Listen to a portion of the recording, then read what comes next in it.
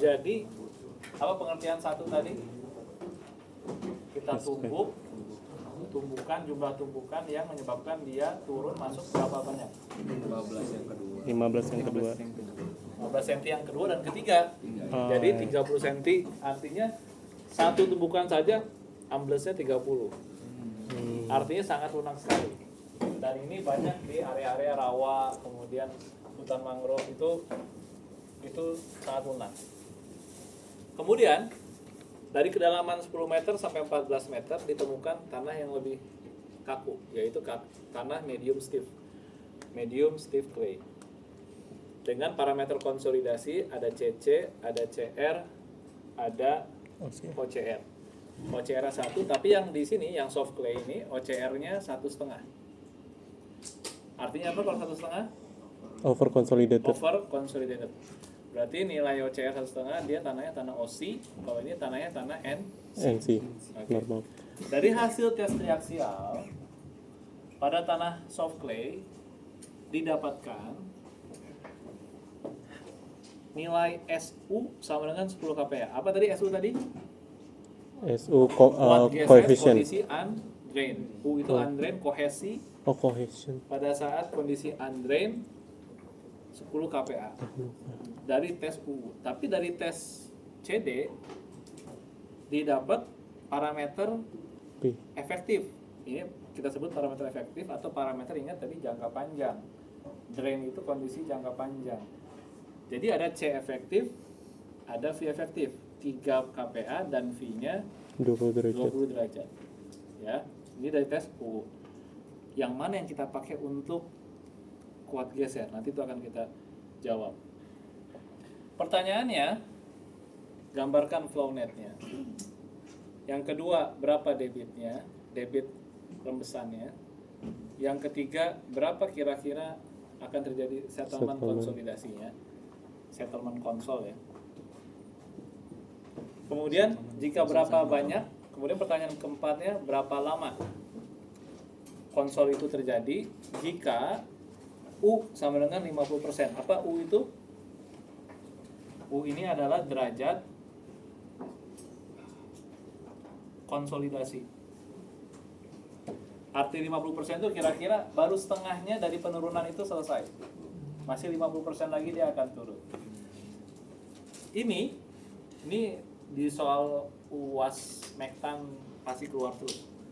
Entah itu 50% saya kasih, entah itu 80%, entah itu saya kasih 90%, entah saya 100%, atau dibalik.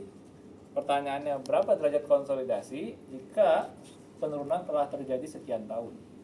Oh. Yang ditanya, berapa lama kalau 50%? Tapi pertanyaan bisa saya balik, berapa persen sudah terkonsolidasi pada tahun sekian? Bisa ya? Nah, jadi teman-teman harus mikir gimana caranya. Oke. Yang kelima, apakah akan gagal si tanah soft clay ini? Bisa nggak sih ini tanggul konkret ini langsung saya bangun di atas? Nah, gimana cara gagal atau enggak gagalnya? Stabilitas yang tadi, gambar lingkaran monas. Tak berapa penambahan tegangannya. Tadi kan ditanya yang metode 2:1 ngerti atau enggak. Ini akan kita coba 2:1. Sehingga nanti dengan penambahan tegangan, dengan kuat geser yang diinformasikan ini, bisa nggak saya bangun tanggul seberat itu? Berarti saya harus tahu berapa beban si tanggul kan? Berapa delta sigmanya. Nah, gimana cara tahu delta sigma? Dengan delta sigma yang kiri tadi itu. Oke. Sekarang kita jawab soal nomor 1 ya. Jawab soal nomor 1, membuat flow net. Kira-kira kenapa bisa ada flow net di sini? Gimana? Ini air kan? Karena laut ya. Laut. Oke, kemudian ini di sisi dalamnya pasti akan ngalir kan dari kiri ke kanan karena ada beda delta H. Delta H nya sebesar, ini saya belum kasih. Delta H nya ini sebesar, katakanlah ini 5 meter 7 5 meter juga lah, anggap ini 5 meter juga. Jadi ada delta H sebesar 5 meter. Bagaimana cara saya gambarnya? Komponen flow net ada berapa? 2. 2. Ada equipotential line sama ada Flow line. flow line. Yang kita gambar mau apa dulu? Flow line. Flow line atau equipotential line? Kayaknya equipotential line bisa kita gambar lebih mudah untuk kasus yang ini. Equipotential line dari gambar apa ke apa? Di mana mulainya dan di mana akhirnya? Jalurnya aja. Jalurnya dia bisa kemana? Ke bawah pasti kan? Gak mungkin dia nembus ke sana kan? Nah, dia ke bawah. Berarti si equipotential line itu di struktur beton ini. Ya. Jadi ini kan beton nih, konkret. Maka kita bisa menggambarkan, saya gambarnya putus-putus aja nih, biar ini. Sampai mana ini saya gambar putus-putusnya? Sampai impermeable. Sampai impermeable ya. Walaupun dia ini lambat, tapi akan tetap bisa ngerembes. Jadi ini akan saya gambarkan equipotensial di sini. Kemudian mungkin saya gambarkan lagi begini. Kayak gitu. Saya gambarkan lagi kayak begini. Kemudian di ujung ini mungkin saya gambarkan satu lagi. Pastikan antara impermeable dengan equipotential line itu tegak lurus.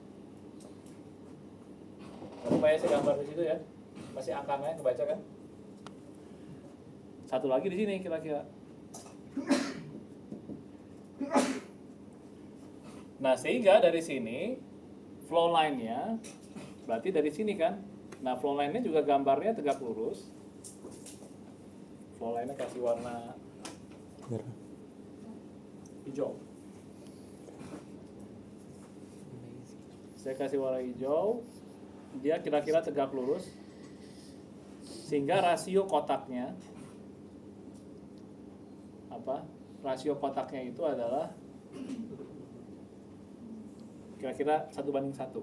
Rasio kotak itu maksudnya ini dibandingkan ini kira-kira 1:1. Nggak usah perfect lah, tapi kira-kira seperti itu. Kemudian kita gambarkan lagi sana, dan ini kurang lebar ya, nanti gambarnya perlu lebar. Tapi ini kita sebetulnya bisa mensederhanakan, nggak usah terlalu banyak, sehingga si flow line-nya, ingat rule of thumb-nya itu channelnya 4 aja. Jadi ada aliran 1 ke sana, nomor 1, aliran 2 ke sana, aliran 3 ke sana, dan aliran keempat ke sana. Sini impermeable sehingga 1, 2, 3, 4. Ada 4 ya? Bisa kebaca 4? Bisa terlihat nggak? 4 ya? 1 dari sini masuk ke sini, 2 dari sini ke sini, 3 dari sini ke sini, dan 4 dari sini ke sini. Ya. Maka ada 4. Berarti apa itu? Kalau parameternya berarti apa? Itu 4 itu apa namanya? Number of flow line. Ini udah kita gambar, ya. Udah gambar flow net gitu aja. Beres tuh nomor 1. Nomor 2, suruh hitung debitnya, ya kan? Rumus debitnya itu apa? K, Q sama dengan K dikali number of flow line. flow line dibagi number of dropsnya sekali Delta H. Oke. K-nya ada, delta H-nya ada, flow line ada, ND ada. Lalu jadi kita kalikan, kalau kita kalikan lah ya, 1 kali 10 pangkat minus 7, number of flow-nya 4, drop-nya berapa? Dropsnya ada 1, 2, 3, 4, 5, 6. 4 per 6 dari delta H-nya 5. Bukan yang 5 ini ya, tapi 5 yang ini. Satuannya apa ini? Kalau kita, jadi ini 4 kali 5, 20 bagi 3. 20 bagi 3 berapa? 6 ya. Di sini 6,7 kali 145 apa satuannya? Meter meter kubik per second per meter. oh iya tinggi. Tapi lihat di sini dikasih tahu si tanggulnya kan pasti tanggul panjang tuh, ya kan? Jauh 1 kilometer tanggulnya nih panjangnya. Maka kalau dikasih tahu informasi panjangnya, jangan lupa kalikan lagi 1000 meter. Sehingga 6,7 pangkat meter kubik per second. Oke. Itu dapat soal nomor 2 ya. Sebetulnya bisa saya tanya lagi nomor 3-nya. Berapa upliftnya? Mau digambar nggak upliftnya? Mau dihitung nggak upliftnya? Boleh. Mau. Uplift berarti kita perlu mencari nilai head di masing-masing titik-titik di bawah. Nah, sekarang kita berarti perlu informasi berapa delta H drops-nya dari satu titik ke titik yang lain. Dari satu garis ini kan katanya N drop-nya ada 6. Berarti dari total beda tingginya, maka kita bisa dapat nih kalau misalkan mau cari uplift ya. Uplift. Maka delta H. Delta H itu artinya apa? Drop untuk setiap ekipotensial itu sama dengan total beda head delta H yang besar dibagi dengan number of drop-nya.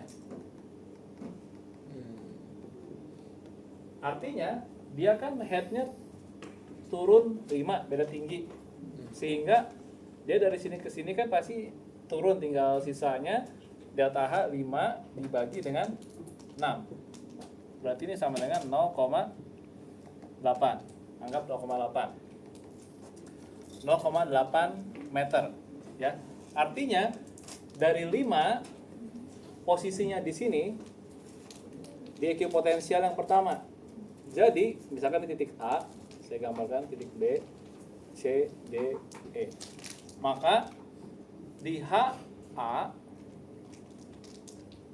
itu sama dengan 5 dikurangin 1 kali drop kan? Dia dropnya cuma sekali kan? 1. Jadi di ekipotensial ini kita ingin cari head di situ. Berarti 5 dikali berapa kali drop? 1 kali drop dikali 0,8. Maka dia sama dengan 4,2. Dan seterusnya. HB 5 dikurang berapa drop? 2 kali 0,8. 2 kali 0,8. Maka 3,4. 2,1,6 berapa sih? 4 ya? Kalau misalkan saya udah kasih flownet nih misalkan, saya kasih flownet udah begini, tapi yang saya tanyakan berapa head di tengah-tengah. Kalau tengah-tengah berarti berapa kali drop dia? 3. 1,5. Oh. Ininya yang berubah. Jadi ini itu adalah berapa kali drop. Berarti kalau tengah-tengah Maksudnya dari 2 berapa antara kali 2. dia drop? Sudah berapa kali dia drop? Nah, sehingga dari sini kenapa ini pressure-nya total head-nya, karena datumnya sama-sama semua. Jadi bisa menghilangkan nanti karena deltanya sama. Maka ini kita ditanya berapa di titik A. Artinya pore pressure uplift yang menyebabkan uplift di titik A, yaitu tinggal 4,2 dikali 10 kan? 10 itu apa? Apa 10? Gamma air. Gamma air. kan ini jadi pressure head-nya. Maka 4,2 menjadi 42 kilonewton per meter persegi atau sama dengan kPa. 42. Di sini berarti UB-nya sama dengan 34. Dan seterusnya dan seterusnya. Jadi polanya gimana? Kira-kira gini nanti dia. Uplift-nya. Uplift terbesar ya pasti ada di sini. Betul? Karena dia masih head-nya masih tinggi di sini. Nanti dia akan seiring berkurang. Sehingga nanti teman-teman bisa gambarkan seterusnya. Ya.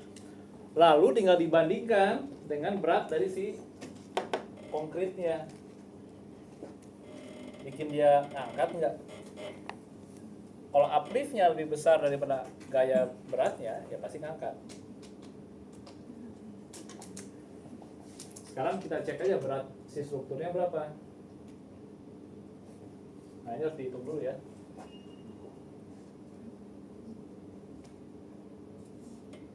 Meter kali 2 20, jadi ini A nya 20 meter persegi. Yang ini berapa? 1 kali 5 meter persegi. Sehingga ini totalnya konkretnya sebesar 25 meter persegi. Berat si konkret itu sama dengan 24 kilonewton per meter kubik. Ya kan? Sehingga jadi beratnya 25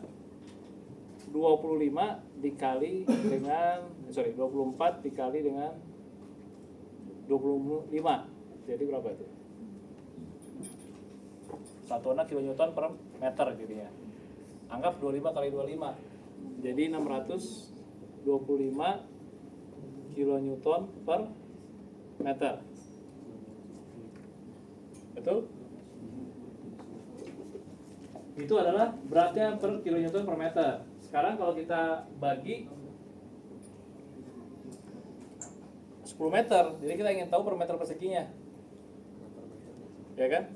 Per meter perseginya dibagi 10 meter lebar ini kan. Jadi ini ekuivalen dengan 62,5 dibagi 10 meter. Jadi 62 kPa.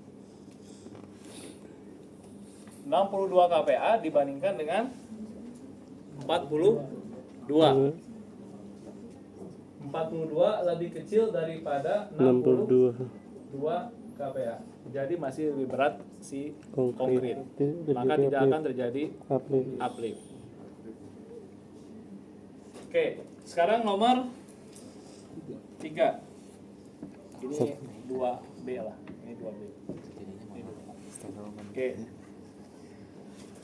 Bisa settlement, bisa diem. Stationary. Udah ya? Selesai? Saya hapus ya yang ini ya. Belum.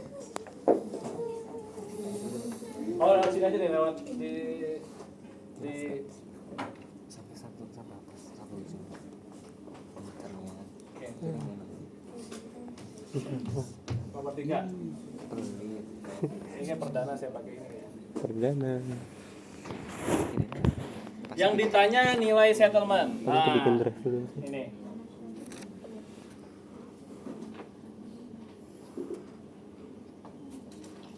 By the way ini 11.38 ya.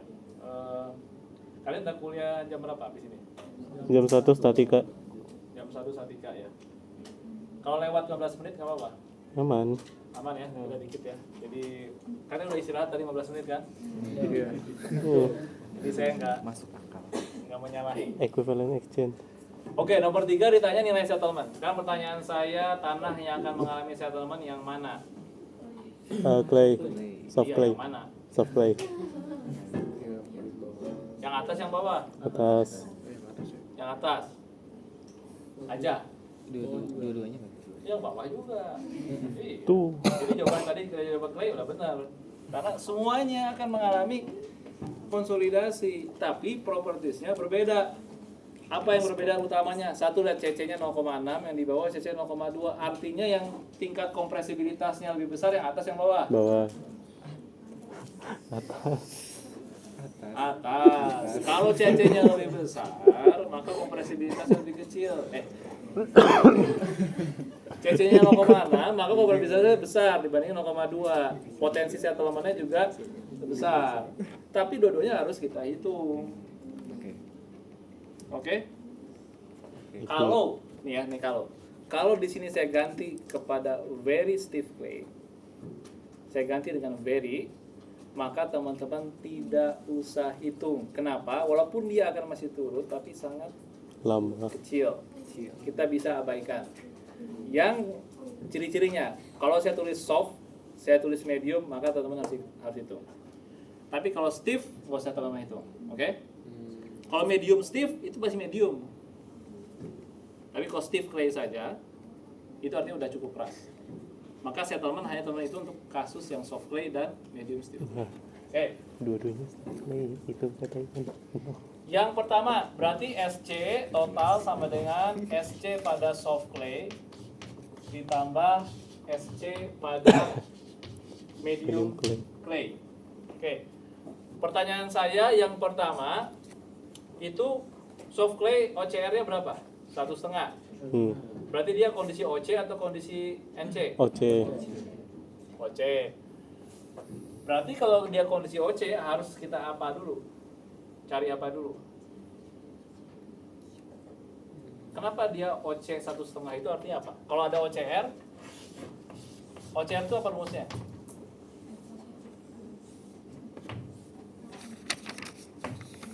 Apa OCR itu apa dibanding apa? Tegangan prakonsolidasi dibagi dengan efektif overburden yang sekarang. Artinya zaman dulunya tanah itu tuh pernah merasakan beban yang lebih besar. Sehingga kalau ini 1,5, maka PC-nya jadi 1,5 kali dikali dengan efektif overburden pressure yang sekarang. Jadi zaman dulunya ini sebelum ini dibangun, mungkin dulunya pernah ada timbunan, pernah ada material sedimen tambahan, terus kemudian dikeruk, sehingga sekarang dia LCR-nya jadi naik 1,5. Oke, sekarang kita cari yang SC soft clay dulu ya. Jadi untuk mencari SC soft clay, yang pertama kita cari tegangan prakonsolidasinya. Gimana caranya? Berarti ini kali ini. Yang berarti kita harus tahu adalah OCR dikali dengan ini vertical effective overburden.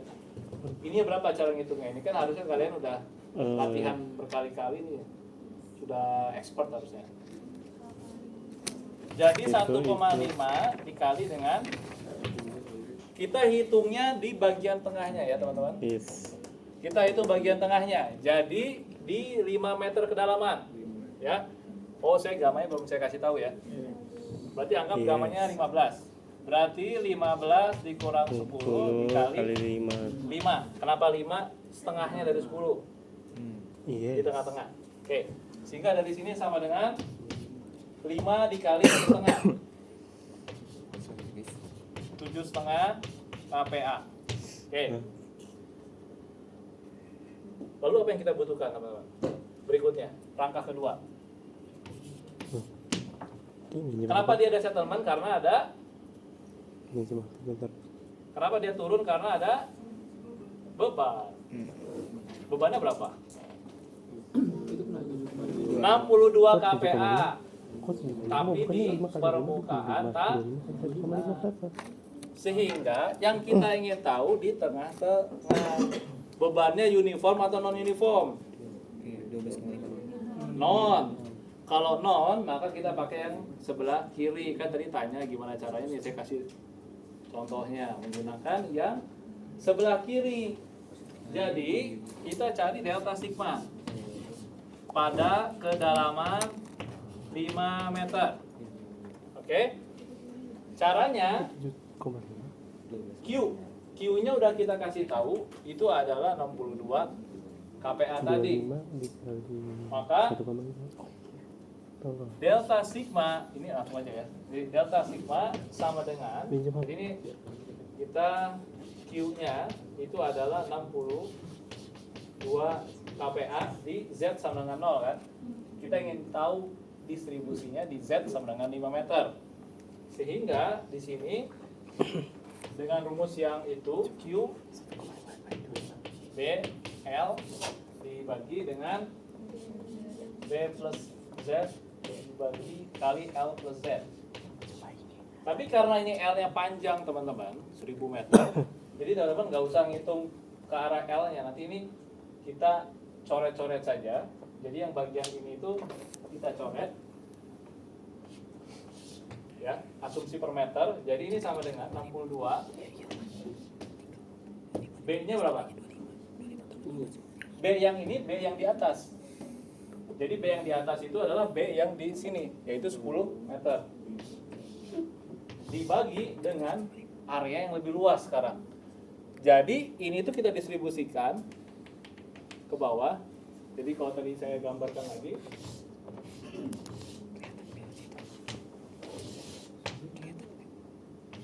ini 10, maka di sini ini tuh kita seolah-olah kita bagi dua, kita distribusikan. Beban yang asalnya ada di sini menjadi di sini, di kedalaman 5 meter. Caranya dengan mendistribusikan ini 2, 1. Rasionya 2:1. Sehingga kalau di sininya 5 meter, di sininya berapa? 2,5 kan? 2,5. Setengahnya. Dari sini ke sini 10 tetap. Dari sini tetap 2,5. Sehingga B di sini kan menjadi B plus Z. Z itu adalah 5. Jadi B plus setengah Z tambah setengah Z jadi B plus Z. Maka ini adalah 10 ditambah 5. 620 dibagi 15. 41 kPa. Bisa diikuti? Di atas 62 kPa yang dirasakan di titik tengah ini 42 turun. Logis karena dia non uniform. Jadi 41 ini yang akan kita gunakan dalam rumus si SC, ya kan? Si SC. Sehingga SC rumusnya apa? Tapi ini yang OCR. Ada dua kasus, ingat? Yang ini pakai yang kiri atau pakai yang kanan? Pakai yang mana? Oh, itu pakai yang kiri. folding. Kenapa? Karena nggak Tapi ditimbun. dia Nggak ditimbun. dikasih beban lagi. Jadi harus kita cek dulu teman-teman. Ini ditambah ini, apakah lebih kecil dari prakonsolidasi atau tidak? Ini tambahannya lebih besar atau tidak? Jadi kita harus cek dulu. Ada yang perlu kita cek adalah apakah cek sigma vertikal efektifnya ditambah delta sigma ini relatif terhadap pre-consolidation pressure-nya, apakah lebih kecil ataukah lebih besar?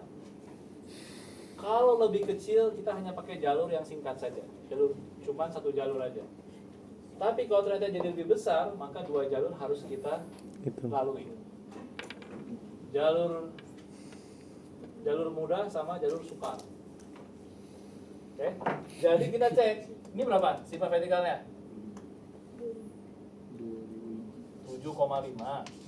37. Bapak harusnya itu 37,5 Pak. Kan 5 kali 5 Pak. Yang mana yang salah? Bagian PC Pak. Oh sorry ini ya, Iya. pantesan kecil. Jadi oh iya benar salah. 5 kali 5, 25 kali 1,5. Jadi berapa? 37,5. Oke, terima kasih koreksinya. Sudah mulai jam 12 siang. Tawan. Oke, jadi ini adalah 37,5. Ini yang 25. Berarti ini 25 ditambah dengan beratnya bebannya berapa tambahannya? 41. 41. Jadi ini sama dengan lebih besar kan? Ini sama dengan 66. 7. Lebih besar daripada 37,5. Maka dari sini masuknya adalah Jalur case suka. nomor. Maka ada 2 jalur. Jadi rumusnya yang adalah SC jalur yang landai ini berarti CR kali H dibagi 1 plus N0 dikali logaritmik awal mulanya sigma vertikal efektif ditambah salah 2 jalurnya adalah sampai terakhir di sini apa yang namanya? Ini apa? Titik apa? Pra konsolidasi kan? Maka PC aksen dibagi dengan awalnya ditambah jalur kedua ini adalah sudah jalur yang utama CC dikali H dibagi 1 P0 kali logaritmik akhir dibagi awal akhirnya ini berarti akhir itu ini ditambah delta sigmanya dibagi dengan PC. Ini jalur dari sini ke sini, ini ke sini, dan yang ini adalah ini ke sini. Oke, tinggal kita masukin CR-nya 0,1, H-nya berapa? 10, N0-nya 2, PC-nya 37,5. Ini 25. CC 0,6. Ini sama.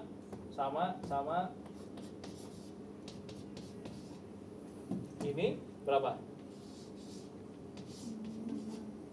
6. Ini PC-nya sama dengan 37,5. Dah, kalian hitung sendiri. Pokoknya itulah. Udah, 0, totalnya semua 0,549 atau berarti ini 55 cm. Ini kan meter ya. Berarti turun 55 cm. Udah selesai? Kenapa belum? Karena baru yang si soft clay-nya saja. Nah, itu dia. Jadi mediumnya harus dihitung juga. Tapi saya buat mudah, OCR-nya sama dengan 1 saja.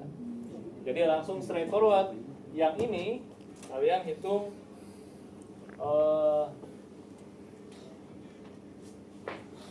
atas ini aja langsung. CC dikali H dibagi 1 plus N0 dikali logaritmik vertikal efektif ditambah delta sigma dibagi. Berarti kalian harus hitung lagi vertikal efektifnya, betul? Ininya berapa? Berarti 15 kurang 10 dikali 10 ditambah setengah dari 4. Anggap gamanya 16.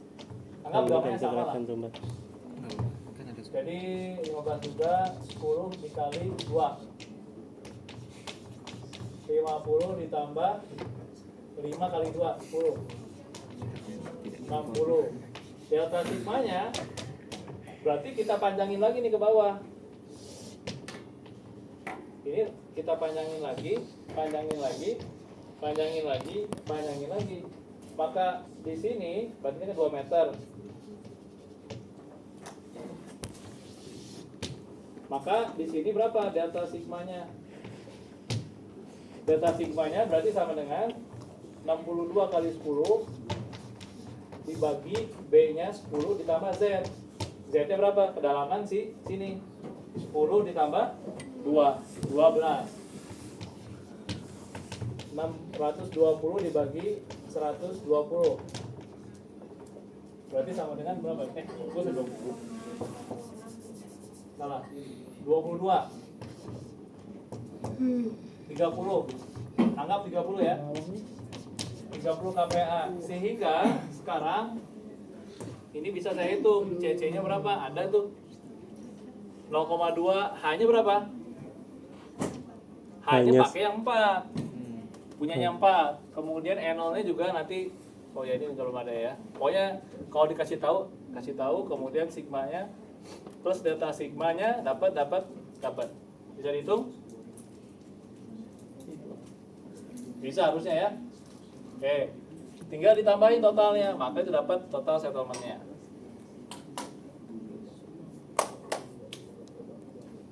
Kemudian waktunya. Ini saya hapus. Ini aja, Pak. Yang kan. Yang di mana? Oh, tulis. Ya, oke. Kita lanjut ke nomor 4. Berapa lama waktu yang dibutuhkan? Tadi rumusnya apa? T dikali HDR kuadrat dibagi CV. HDR kuadratnya berapa? Ini nih, kasus yang ini. Drainage length-nya tergantung dari permeabilitasnya yang mana. Bawahnya impermeable nih, berarti nggak bisa ke bawah. Jadi 14 karena dia hanya bisa nyampe ke atas. Jadi ini sama dengan T-nya berapa? Tapi yang itu dia, tergantung ya, T50 dan T50. Nah, T50-nya berapa?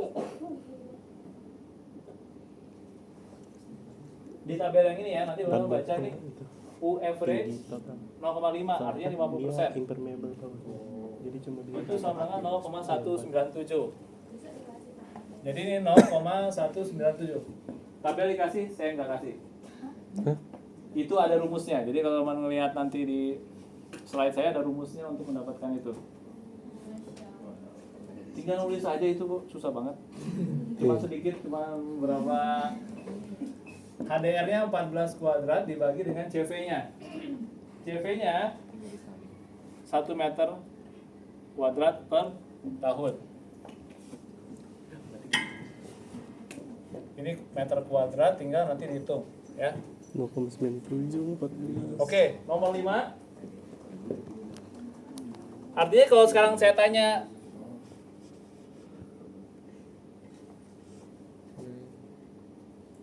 berapa persennya, kebalikannya, misalkan saya tahu pada 9 tahun misalkan berapa nilai derajat konsolidasinya. Berarti yang dicari adalah T-nya.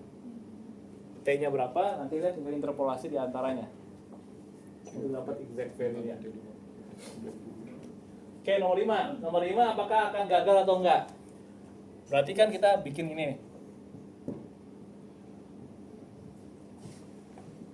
Sigmanya. Sekarang titik yang ini tengah-tengah tadi. Berapa sih sigma sigma 3-nya dan sigma 1-nya. Nah, sigma 3 itu kan saya lupa ya, kalau di slide itu ada sigma 3 itu sama dengan suatu faktor K dikali sigma 1-nya, vertikalnya.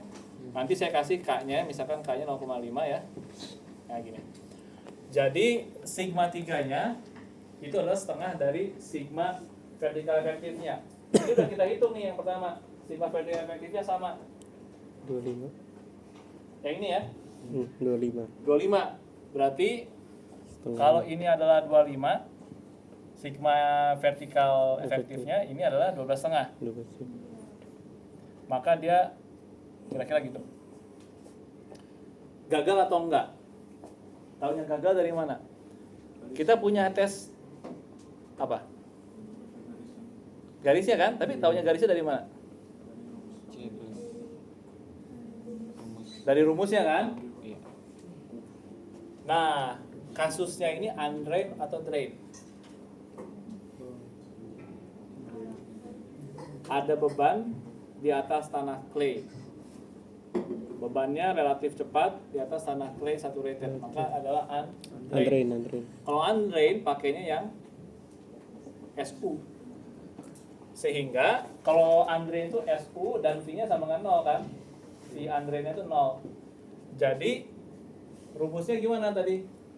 Tau sama dengan C plus sigma tangan V.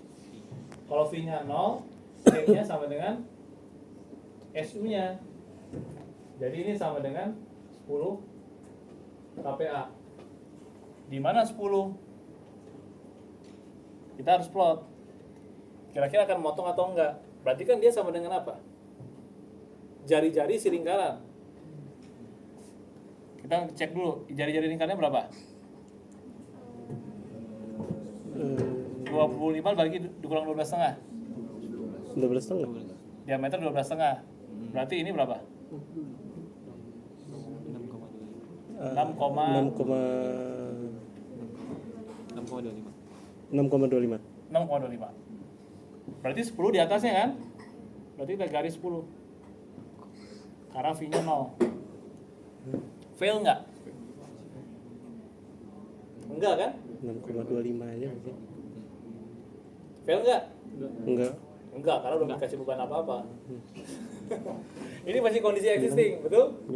Kondisi ini kondisi existing. Nah sekarang kita kasih beban sebesar Itu harusnya di titik ini aja. 6,25. Di titik ini delta sigmanya berapa?